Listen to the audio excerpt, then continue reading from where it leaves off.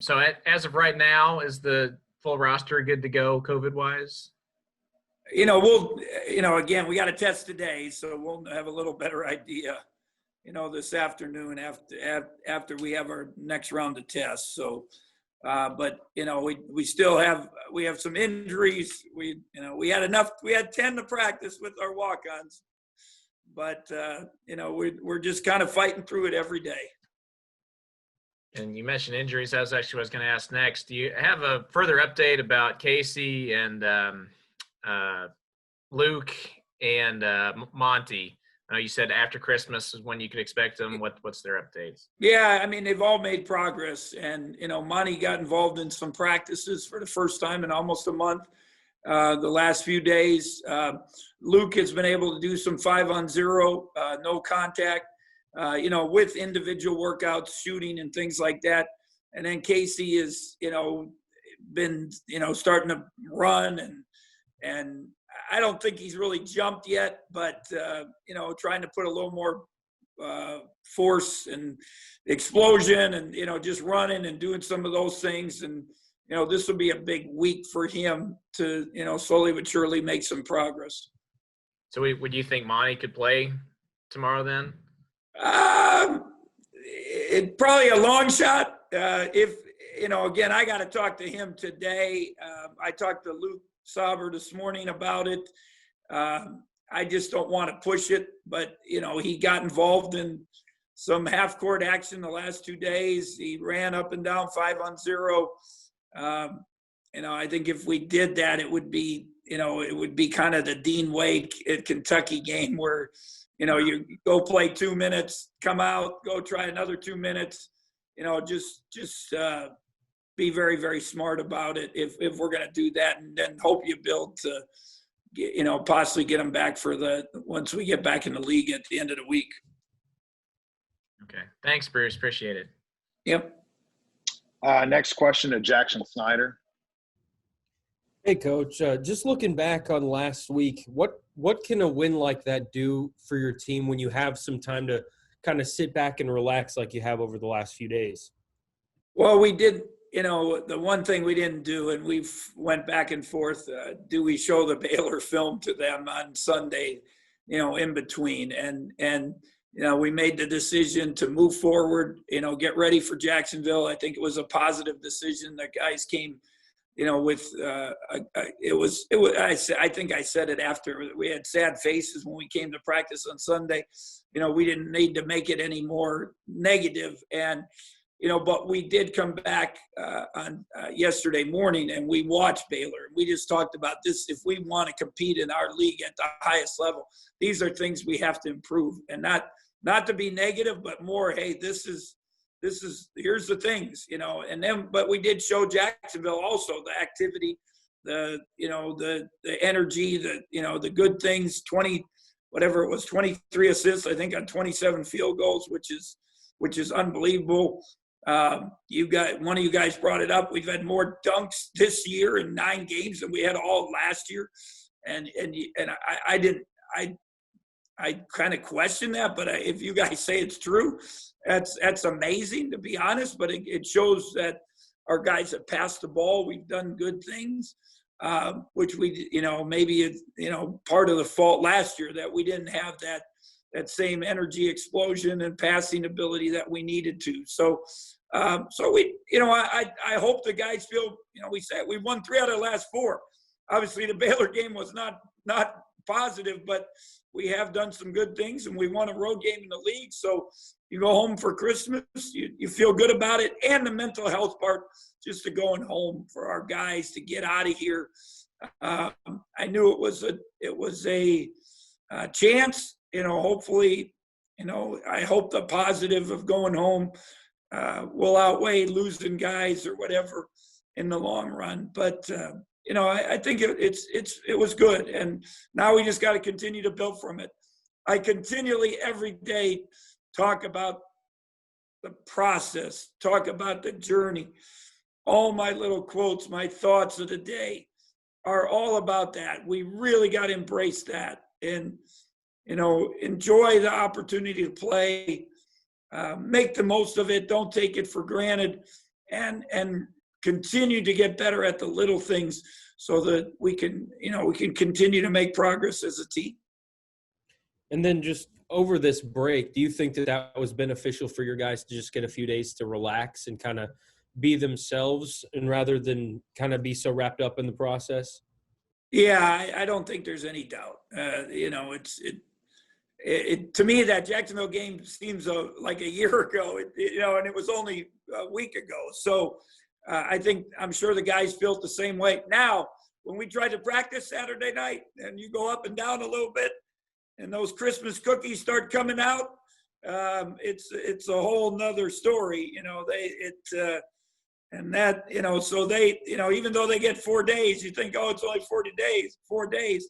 It takes a toll on them physically. And it definitely took a couple hard practices to get feeling good again. And hopefully today's all prep with Omaha, getting ready for them, and hope we can be sharp. And I'm not back to 100%, but hope we make some progress by tomorrow.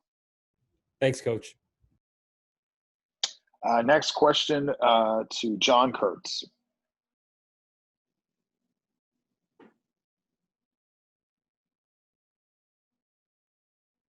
You're on mute, John. There you go. Yeah, I was going to ask about Surrey, Bruce. The fact that he's been able to make more of an impact here lately, has that been just out of necessity, the fact that you've had some injuries there, or has he come along more for you lately? Well, his athleticism, there's no doubt about that. His explosion, his athleticism is elite. I mean, it's really, really good. Now, his understanding of the game and his learning curve, he's a freshman, and part of it, the Baylor game, are those big guys. Our bigs really struggle with their big athleticism, so we gave him a shot. And then, in Jacksonville, they were a little smaller and quicker, so we gave him the first look. So it's been a little bit out of injuries. Same thing with Carlton. He's had, you don't have Monty, you don't have Antonio a little bit. You don't have Casey. So we've been able to play these guys, and they've come through and done some good things, but obviously they need to get better, and that's just over a period of time. When you think about Carlton, I mean, literally since last March, he's probably played basketball 3 weeks, and so that and then trying to learn the learning curve of all the stuff we're trying to do. You can just see when it gets stressful, he gets tired. He just kind of floats around. So, Surrey missed, had to sit out 2 weeks because of the contact tracing. So, all that stuff, it takes a toll. But, we love Surrey's athleticism. We love his ability, explosion. Now he's just got to continue to learn and get just a better understanding of the game. What's the scout on Omaha, who you guys will see tomorrow? Well, they, a lot of versatile parts, play a lot of guys. Their big guy, was defensive player of the year in that league. Pyle, the young man from Wichita, he's very, very physical. Use a kind of old school, use a lot of up and unders and gets you in the post with seals, knows how to play. I think it's important, the games that I've watched, that if we can have a great start and get them in a little bit of a panicked pace, it would be to our advantage. Now, other games, Wyoming they played Wyoming really well. They played a bunch of road games too. So it's, I think our start of the game will be real important, keeping them in front of us, because they like to get into the paint. With either posting up with their bigs or with off the dribble. They want to create and get in that paint, so we got to keep the ball in front of us. Appreciate it, Bruce. Thanks. Yep. Next question to Tim Fitzgerald. Hey, Coach, you mentioned a little bit ago the process, and you knew this was going to be a long process. It's going to be quite a bit of time to get everything in place. How far has your team come since Drake, and how much more distance can be made in the journey this season? Well, I think we've made a lot of progress. It's part of it, again, it's COVID, not practice, not 10 guys, all that stuff. Some of you just had to, get going up and down and play some teams, learn. We couldn't do scrimmages, we couldn't do exhibitions. You couldn't learn and watch film, so we had to go through that. And again, we weren't far off in the Drake game. It's whatever, 56 up, 6-7 minutes left. And Drake's a good team. They're an experienced team. Their experience took over. Colorado, we're playing our butts off. And then all of a sudden, a couple things go against us, and we didn't deal with it very well. And they're a good team. So, so we've made progress. I think obviously our pace of how we play, the pace is real important, taking care of the basketball and then getting better on defense. That's especially as we get into the league and play some of these, elite teams like Baylor was. You got, what is it? I think it's 4 or 5 in our league in the top 20, plus a couple other ones that are right on the edge. We're gonna have to be better defensively. Something we just met as a staff about, just figuring out, can we scheme a little bit to help us, and do some different things. Just, we don't want to shortcut the process, because in the long run, we're going to be better for this. I think we're better for what we've gone through. But at the same time, we want to win games. So any little thing we can do to maybe help us find a way to win a game, get confidence, keep building, will be positive. That defense is so important to how your entire system. It's anybody. Yeah. Unless you're Gonzaga right now and scoring 100 points a game and giving up 80, even last year, we were just talking about it. We weren't as good defensively, but yet we were still in the top part of the country. And, but our league is so good defensively that we were down the list in the league. And just, I don't care what it is. It's the Chiefs, one of the highest scoring teams in the NFL. They won yesterday because they defended, and it gave them a chance to win, because everyone has bad offensive games. And the defense always gives you a chance, helps you win championships. There's rare teams that win championships just on offense. How hard is it to teach young guys who have been so gifted offensively and dominated the game since they were little kids, the importance of defense and the fundamentals of how to execute it at this level?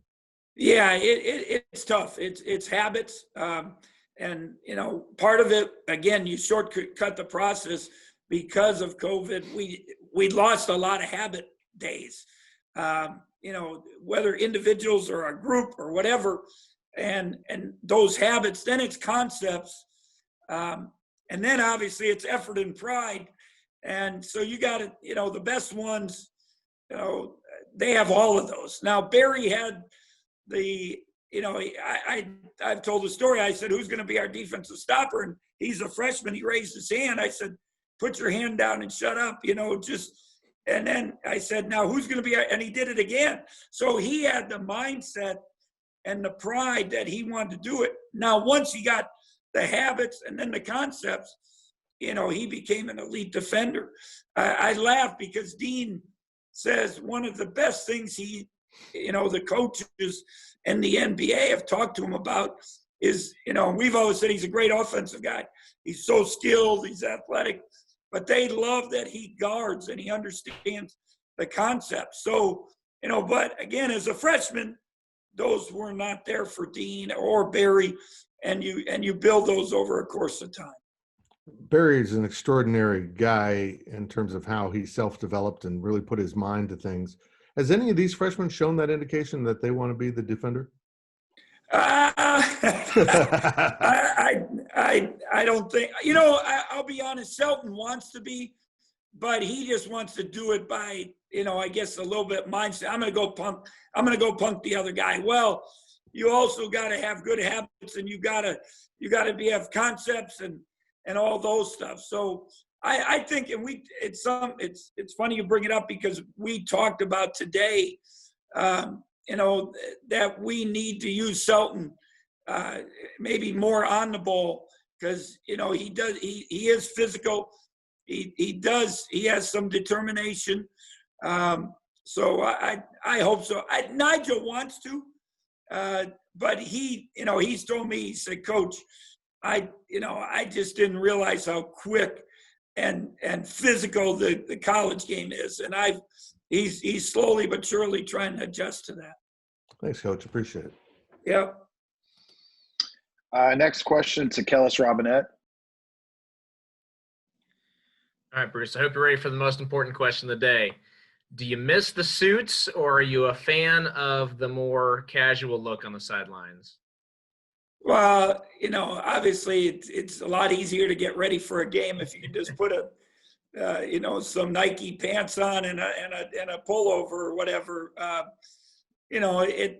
I know Stan's on here, and Stan and I talked about it before, that, for the players' mindsets, do they have to adjust? It's not practice, it's a game. And when you had that suit on and a tie on, did that give the players, hey, this is real stuff. This is time to play. It's not the practice time. So I think we've all had to adjust. Obviously, we did it for health reasons as coaches. You talk to doctors, one of the things that has the most germs is your tie. And you think about it, how many times you don't wash your tie. You maybe get it dry clean once a year if you do at all. So, I get home every day at the end of practice. I walk in the house, all my clothes go in the washing machine. Same thing, after games now. And you can't do that with suits and ties. So we're just trying to be smart, trying to listen to what our doctors tell us. But it'll be interesting how coaches, the future, if we're gonna go back to suits and ties, or if we're gonna be like the football guys on the sidelines with the pullovers and the hoodies and that type of thing. You don't like one more than the other yet? Oh, it's a lot easier and nicer to put a sweatsuit on or a top on, a polo, whatever, than worry about that suit and tie and going on the road and the shirt's wrinkled or whatever it might be. That it's much more comfortable. There's no doubt. All right. Thanks, Bruce. Appreciate it. Yeah. Next question to Arnie Green.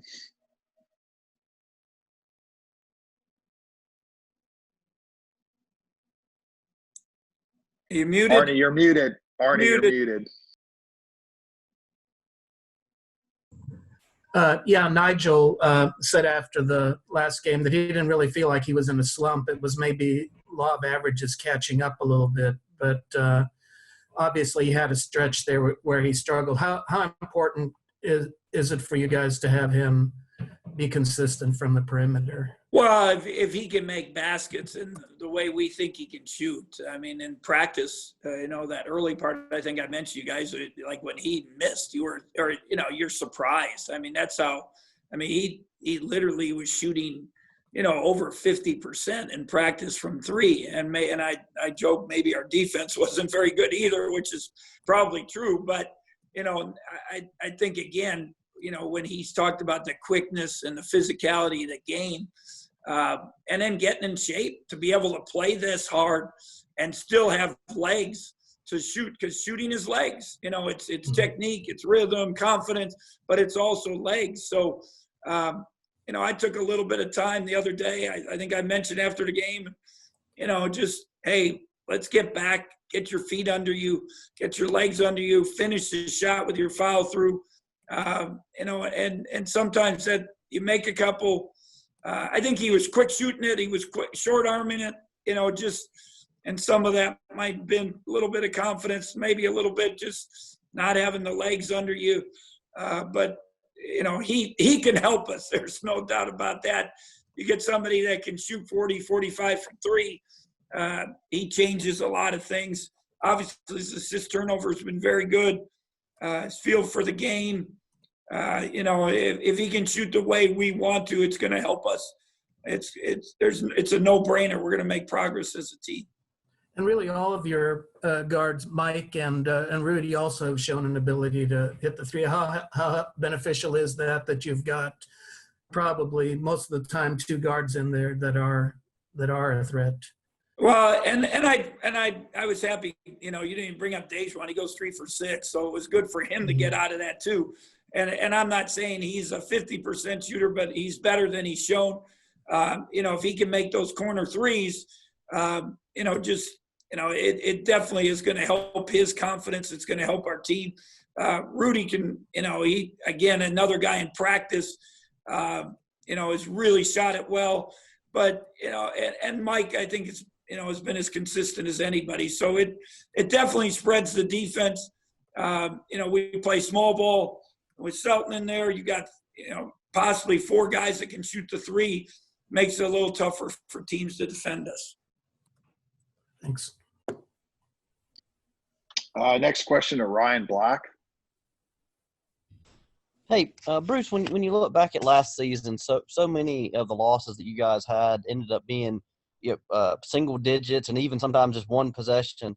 And you look back, 4 of the losses in non-con all were single-digit losses. How much do you think it does for this team that you guys have already won all 3 games that have been decided by single digits, even if I know the Iowa State one has a bit of an asterisk because you guys kind of led by double digits the whole game until they made a little bit of a push in the second half? Well, there's no doubt there's a positive that learning how to win and making the plays. Even Wisconsin-Milwaukee, if you go back, they took the lead. Just like, Drake, it was tie score. And obviously they made the plays, we didn't. But Wisconsin-Milwaukee, we make the plays that count and grab the lead again, and then get the ball in bounds, make the free. We didn't make the free throws that game, but made enough to find a way to win. So it's it's important. It's important in the process of the team growing. It's a little bit as a coach.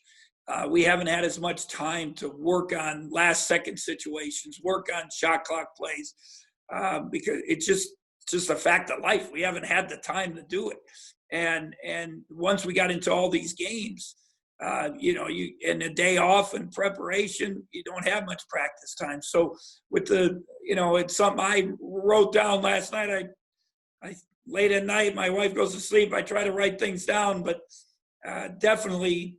Wednesday when we come back, or Thursday when we come back, we're going to have to really spend some time on take a half hour of practice to work on special situations, because in our league, if you're going to win, you're going to have to find a way to win close games.